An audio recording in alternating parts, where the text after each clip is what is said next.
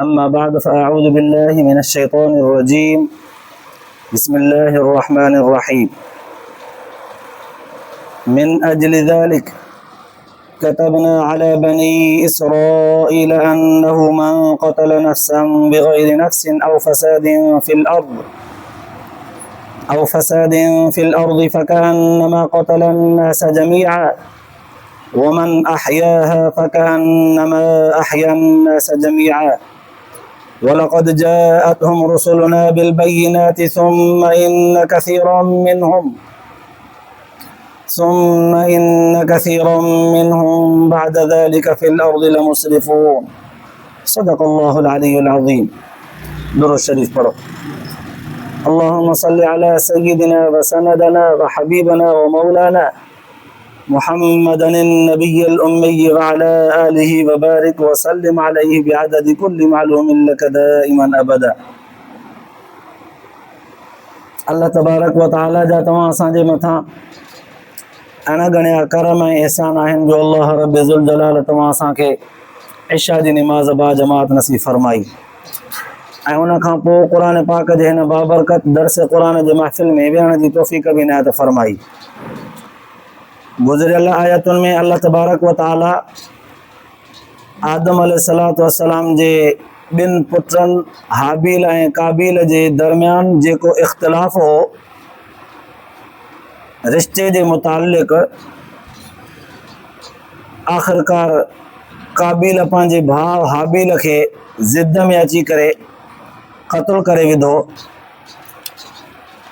उन जो बयानु हो. अॼोकिन आयतुनि में अल्लाह तबारक व ताला उन ई बयान जे निस्बत सां बनी इसराइल सॼी क़ौम जे अंदरि इहा क़त्ल गारत जेका वधी वई काबील जे शरारत जे इब्तिदा जे करे, उन जूं कुझु झलकियूं बयानु फरमायूं आहिनि. उलमा मुहद्दिसीन लिखियो आहे त हिन धरतीअ ते पहिरियां काबील ई कातिल बणियो जंहिं पंहिंजे भाउ हाबील खे मारियो. पोइ इन जे क़त्ल करण जे करे आदम अलैहिस्सलाम जे औलाद में इहा क़त्ल गारत शुरू थी ऐं आहिस्ते आहिस्ते वधंदी वई. थोरियुनि ॻाल्हियुनि ते इख़्तिलाफ़ थी पए, नतीजो वञी इहो निकिरे त हिक ॿिए खे मारे विझनि. ज़मीन जो तकरार थिए, कंहिं पैसे जे ॾेती लेतीअ जो तकरार थिए, लफ़्ज़नि जे उबते सुबते ॻाल्हाइण जे करे कंहिंजे इज़त बेइज़तीअ जो मामिलो थिए, बसि इख़्तिलाफ़ जो वधे त नतीजो वञी इहो निकिरे त हिकिड़ो ॿिए खे मारे विझे, खून करे विझनि. इहा खून रेज़ी हलंदी रही मूसा अलैहिस्सलातु वस्सलाम जे ज़माने ताईं. बनी इसराइल जे अंदरि इहा ॻाल्हि अञा वधी वई, एतिरे ताईं जो पंहिंजे नबियनि सॻोरनि खे बि बनी इसराइल जे क़ौम जे माण्हुनि क़त्ल करे विधो. नाजाइज़ नाहक खून करणु उन्हनि खे सवलो लॻंदो. पोइ अल्लाह तबारक व ताला वाज़ह लफ़्ज़नि में बनी इसराइल जे क़ौम जे मथां मूसा अलैहिस्सलाम खे जेको तौरात नाज़िल करे ॾिनो, उन तौरात में वाज़ह लफ़्ज़नि सां अल्लाह ताला इहो हुकुम बयानु फरमायो त खून रेज़ी छॾियो, हिक ॿिए खे क़त्ल करणु छॾियो. थोरनि ॻाल्हियुनि ते क़त्ल था कंदा वञो, क़त्ल न कयो. यादि रखो, कोई जेकॾहिं कंहिं हिकिड़े माण्हूअ खे बिना कंहिं ॾोह बिना कंहिं जुर्म जे नाहक कंहिंखे क़त्ल थो करे त गोया कि उन सॼी इंसान ज़ात खे क़त्ल कयो, एॾो जुर्म आहे. ऐं कंहिं वरी जेकॾहिं कंहिं इंसान जे खून थियण खां, क़त्ल थियण खां उनखे बचायो, हिफ़ाज़त कई, ॼण उन सॼी इंसान ज़ात खे क़त्ल थियण खां बचायो, हिफ़ाज़त कई, एॾो सवाबु आहे. त इंसान जे खून जी क़दुरु ऐं क़ीमत तौरात जे अंदरि अल्लाह ताला एॾी वॾी बयानु फरमाई. जॾहिं बनी इसराइल वारनि खे इहो हुकुम मिलियो त बाबा खून रेज़ी छॾियो, नाहक माण्हुनि खे मारणु छॾियो, पर हुननि में हथियूं अमल करण जे बजाय ज़िद्दियत वधी वई, एतिरी ज़िद्दियत वधी वई, एतिरी ज़िद्दियत वधी वई जो हथियूं हुननि खे तौबा जे लाइ बि इहा ई सज़ा मिली त हाणे हिक ॿिए खे क़त्ल कयो भला। हाणे हिक ॿिए खे क़त्ल कयो, जेको मरे हुनजी बि तौबा क़बूल, जेको बचो पियो धक खाई करे ज़ख़्मी थी चूर चूर थी उनजी बि तौबा क़बूल। तौबा जे क़बूलियत जो राज़ तव्हां में इहो रखियो आहे त बसि हिक ॿिए खे मारियो, नथा जो मुड़ो ऐं हिक ॿिए खे मारण खून रेज़ी करण खे सवलो ऐं आसान था सम्झो त पोइ तव्हांजी तौबा बि इन्हनि में रखियल आहे, बसि मारियो हिक ॿिए खे। हाणे हिकिड़ो जो ॿिए खे मारींदो त अॻिलो वरी हिनखे छॾींदो छा, उहो बि हिनखे बिल्कुलु मारण जो ई पको पाउ कंदो। जॾहिं ॿई पासा इहा ॻाल्हि हूंदी हिक ॿिए खे मारण जी त पोइ कोई कंहिंसां रियात त कोन कंदो। हू चवंदो मां बचां, हू चवंदो मां बचां, हीउ चवंदो मां मारियांसि, हू चवंदो मां मारियांसि, इहा ई सज़ा हुनखे मिली। पोइ अल्लाह तबारक व तआला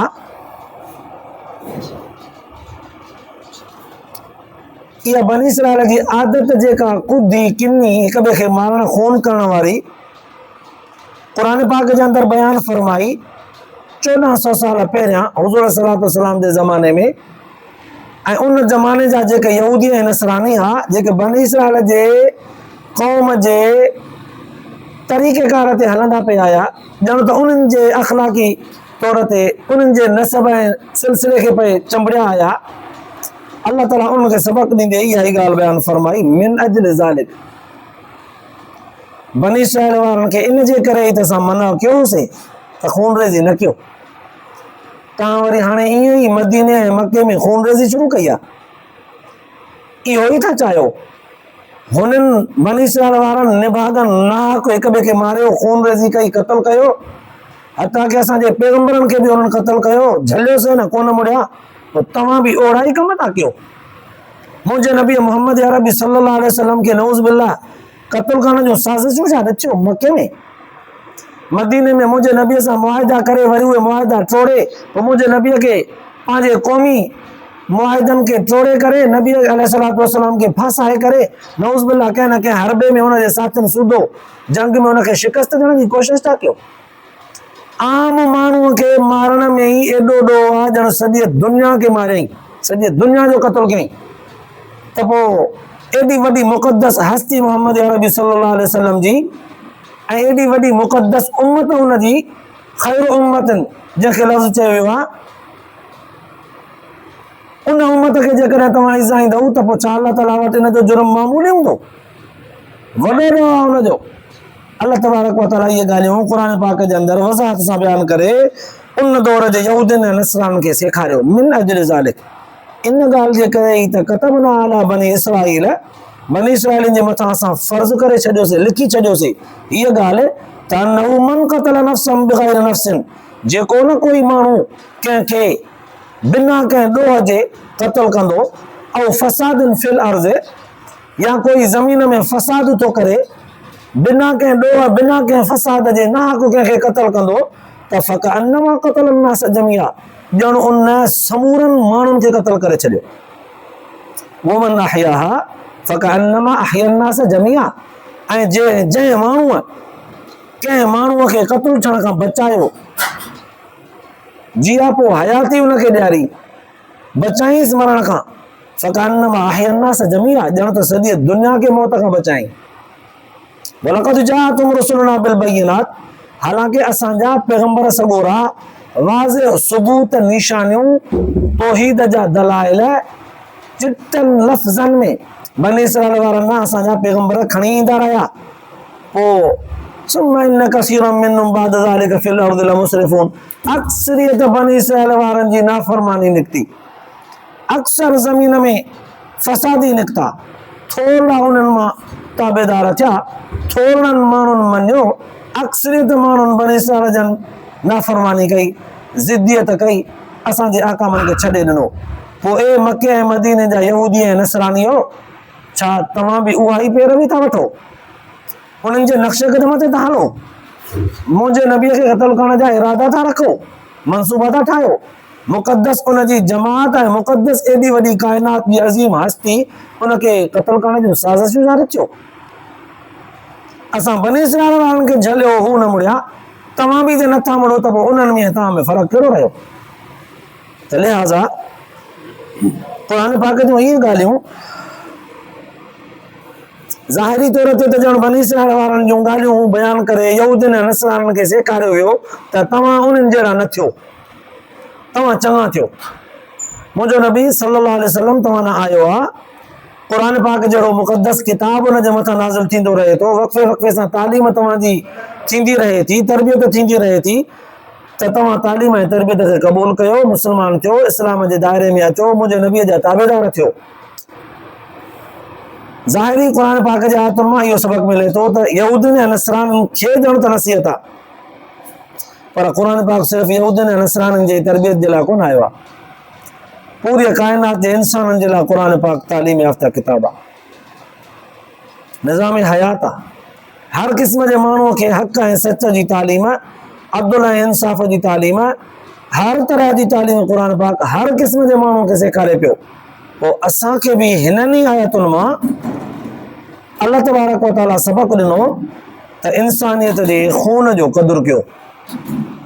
इंसान जे खून जी वॾी क़दुरु ऐं क़ीमत आहे। खून रेज़ी जीअं बनी इसराइलनि खे मना हुई, जीअं यहूदियुनि खे मना कयो वियो, तीअं मुंहिंजे महबूब सल्लल्लाहु अलैहि वसल्लम जे सॼी उम्मत खे मना हुआ त नाहक कंहिंखे क़त्ल न कयो, नाहक क़त्ल न कयो। सवाल पैदा थियो हिन आयत जे सम्झण सां गॾोगॾु त साईं क़ुर पाक चवे थो त वमन क़तल नफ्सन बिग़ैर नफ्सिन औ फसादिन फिल अर्ज़, नाहक कंहिंखे क़त्ल न कयो ऐं कोई माण्हू ज़मीन में फसाद बि नथो करे त उनखे हरूभरू क़त्ल न कयो। सवाल पैदा थियो त साईं छा भला कोई जेकॾहिं माण्हुनि में फसाद पैदा थो करे, कोई माण्हुनि जे अंदरि इख़्तिलाफ़ात पैदा करे, फसाद पैदा करे, खून रेज़ीअ जो माहौल पैदा करणु चाहे थो, अहिड़े माण्हूअ खे भला मारणु जाइज़ आहे?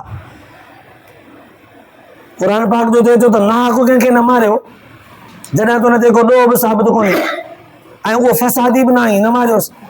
पर सुवाल आहे त कोई फसादी थिए थो, अहिड़ो माहौल पैदा करे थो त माण्हुनि में झगड़ा थियनि ऐं माण्हू खून रेज़ी पैदा कनि, माण्हुनि में क़त्लो गारत वधे, अहिड़ो माण्हू जेको अहिड़े क़िस्म जो माहौल पैदा करे थो उनखे भला मारणु जाइज़ आहे? सुवाल पैदा थियो। जवाब हुनजो ही आहे, उलमा मुहद्दिसीन बि लिखियो आहे त उहो माण्हू वक़्त जे हुकूमत जे हथ में कंट्रोल में ॾिबो त हुकूमत हिन ते कंट्रोल करे, इन फसादीअ खे, इन डाकुअ खे, इन चोर खे, इन धाड़ेल खे, इन बदमाश क़िस्म जे माण्हूअ खे हुकूमत कंट्रोल करे, काबू करे, इनखे सेखारे सम्झाए, नथो मुड़े सटका हणेसि, नथो मुड़े जेल में विझेसि, सफ़ा नथो मुड़े आज़ाद था कनिसि, वरी साॻा पेर अथसि त हुकूमत पंहिंजे मुल्क जे बदअमनीअ खां बचण जे लाइ, मुल्क में अमन अमान जो माहौल बरक़रार रखण जे लाइ उनखे हलाए सघे थी। जीअं कॾहिं कॾहिं फुल फिराए ऐं हाफ फिराए जो माहौल बि पैदा थी पवंदो आहे। ही त असांजे सियासत जे वर चढ़ी करे हर चङे भले माण्हूअ खे जेको हुननि जे रस्ते में रुकावट बणिजंदो आहे उनखे हटाईंदा आहिनि। ही त हिकिड़ो नालो ॾिनो वियो, हिकु इस्तिलाह बयानु कई वई, पर हक़ीक़त इहा जेको माण्हू दुनिया में सचपच फसादी हुजे उनखे इब्तिदा में तालीम ॾिबी, सेखारबो, तरबियत कबी, उनखे संजीदगी सेखारबी, नुक़सानात सेखारबा, नथो मुड़े त पोइ उनखे जेल में विझिबो, नथो मुड़े त चङी तरह उनखे सटका ॾिबा, नथो मुड़े आज़ाद करण खां पोइ वरी बि साॻा पेर अथसि, केतिरा ई भेरा तजुर्बो कयो आहे, पोइ बि नथो मुड़े, पोइ उनखे हलाए सघे थी। पर हलाइण खां बि उलमा मुहद्दिसीन लिखियो आहे त बहितर तरीक़ो इहो आहे ज़िंदगी भर जेल में हुजे, ज़िंदगी भर जेल में हुजे, छॾियोसि न बसि अंदरि हुजे, भई ईअं ॻरी मरी वञे भले।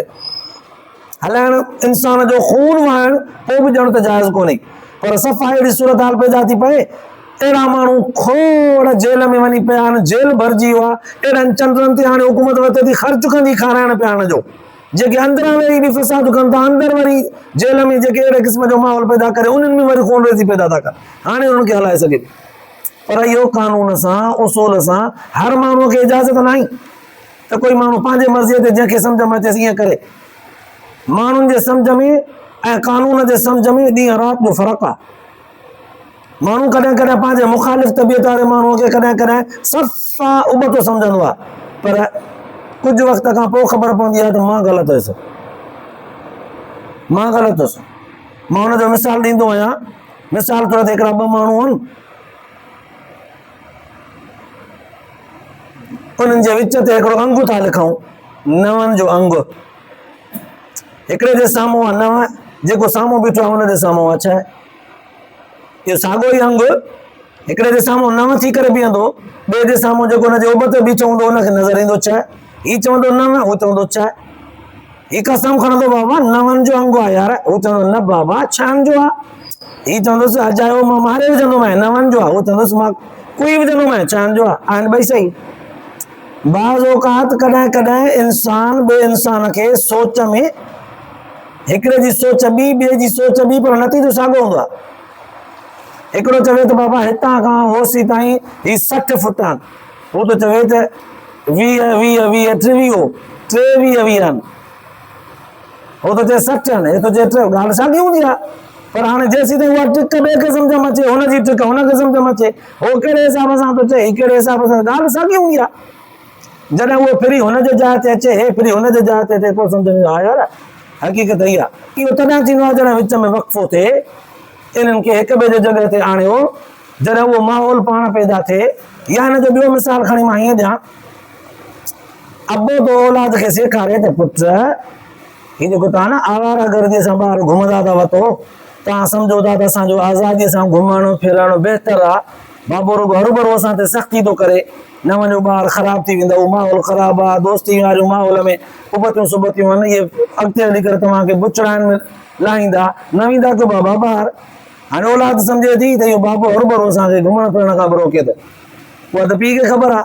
औलाद नथी सम्झे, चवंदा त बाबो असांजे घुमण जो बि मुखालिफ़ आहे, शइ वठण जो बि मुखालिफ़ आहे, स्कूल में के दोस्त साथी पढ़नि था उन्हनि सां गॾु वेहण में बि बाबो मुखालिफ़ आहे। बाबे जो ज़हन ख़राबु आहे, हरू असांखे उबतो थो सम्झे, बाबो पुराणे ज़हन जो माण्हू आहे, औलाद ईअं थी चवे। पर सच पच हिननि खे इहा ॻाल्हि अॼु सम्झ में नथी अचे, जॾहिं सुभाणे पाण पीउ बणिया ऐं पंहिंजो औलाद एतिरो थियणु जेतिरो अॼु हिननि जी पंहिंजी उमिरि आहे, उन महिल हिननि खे सम्झ में ईंदो त बाबो सच चवंदो। वक़्तु सेखारींदो आहे, हालात सेखारींदा आहिनि, ज़मानो सेखारींदो आहे।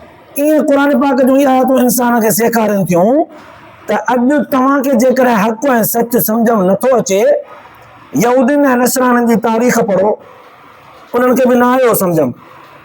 अञा उन्हनि खे क़ुर पाक सेखारियो त बनी इसराईल वारी तारीख़ पढ़ो, उन्हनि खे बि मुंहिंजे नबीअ जे मुक़ाबले में, मूसा अलैहिस्सलाम जे मुक़ाबले में, अयूब अलैहिस्सलाम, हज़रत लूत अलैहिस्सलाम, नूह अलैहिस्सलाम जे मुक़ाबले में हक़ सच सम्झ में नथो अचे। उन्हनि खे उन्हनि जे इन्हनि ॻाल्हियुनि खे क़ुर पाक बयानु करे सेखारियो त हुननि खे न पियो सम्झ में अचे। हाणे तव्हां सम्झो भला, वरी यहूदियुनि ऐं नसराननि जूं ॻाल्हियूं क़ुर पाक 1400 साल पहिरियां हुज़ूर जे ज़माने जूं बयानु कयूं त हिननि खे बि नथो सम्झ में अचे। पर मुंहिंजे नबीअ जे क़ुर पाक जे नाज़िल थियण खे मुकमल थियण खां पोइ, मुंहिंजे नबी अलैहिस्सलाम जे वफ़ात खां पोइ हलंदी दुनिया में क़ुर पाक जी तालीम जीअं शाया थींदी वेंदी, आम थींदी वेंदी, पोइ हिते जेके माण्हू हूंदा उन्हनि खे माना इहे ॻाल्हियूं सम्झ में अचनि। अॼु क़ुर पाक जूं ॻाल्हियूं, क़ुर पाक जूं आयतूं उन पुराणे ज़माने खे, यहूदियुनि नसराननि वारे दौर खे, वरी उन खां अॻिले ज़मानो बनी इसराईल वारो दौर, ऐं अॼु असां जॾहिं पढ़ूं था तॾहिं सम्झ में अचे थो त केतिरो वॾो फ़र्क़ु हो, केतिरो वॾो सम्झ जो फ़र्क़ु हो, तालीम ऐं तरबियत जो केॾो वॾो फ़र्क़ु हो। त अहिड़ी तरह सां माण्हू जे सोच जो फ़र्क़ु आहे। खून रेज़ी करण खां, रत वहाइण खां वॾी कोशिशि करे बचिजे। खून वही वियो, अल्लाह तबारक व तआला जे ज़ात खे इहा ॻाल्हि एॾी अल्लाह ताला जे ज़ात वटि बुरी आहे। हिकिड़े माण्हूअ जो खून ॼण काइनात सॼे जे माण्हुनि जो खून आहे। हिकिड़े जो क़तल सॼनि माण्हुनि जो क़तल आहे, एॾो जुर्म आहे। अल्लाह तबारक व तआला कॾहिं बि नथो चाहे त मुंहिंजे बाननि मां हिकिड़ो बानो कोई ॿिए खे ईअं उफट मारे विझे, क़तल करे विझे। क़तल इहा शइ इस्लाम इजाज़त नथो ॾे। अल्लाह पाक तव्हां असांखे बि क़ुर पाक जे ॿुधण खां, आयतुनि जे ॿुधण खां पोइ अमल जी तौफ़ीक़ नसीब फरमाए, आख़िरत जे लाइ निजात जो ज़रियो बनाए। आख़िर दावाना अल्हम्दुलिल्लाह रब्बिल आलमीन।